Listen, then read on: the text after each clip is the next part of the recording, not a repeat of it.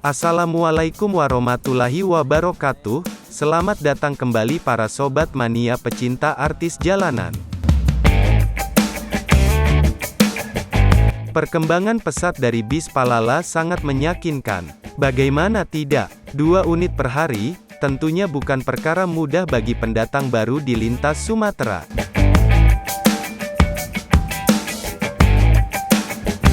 Namun tidak bagi Palala, yang semakin hari semakin berkembang. Apalagi sekarang kabarnya Palala juga sudah buka rute keberangkatan dari Padang. Berikut menurut kami, beberapa hal yang membuat Palala sukses bertahan hingga sekarang.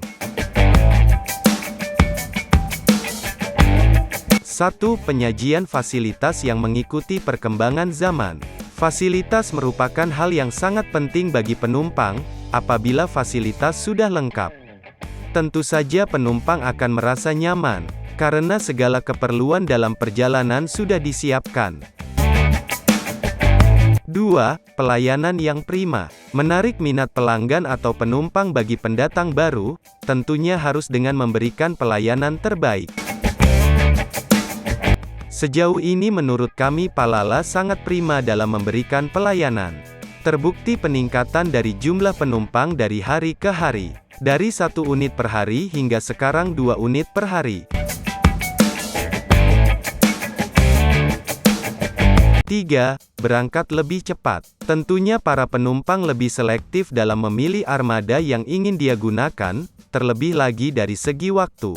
Terpantau di Terminal Bare Solok, Palala termasuk bis yang paling cepat hadir untuk menjemput para penumpang. Dan untuk kedatangan dari Tanah Jawa, juga termasuk paling cepat. Mungkin dengan kondisi tersebut para peminat bis Palala ini makin meningkat, di mana sudah menjadi rahasia umum, bahwasanya para penumpang ingin cepat sampai di tujuannya.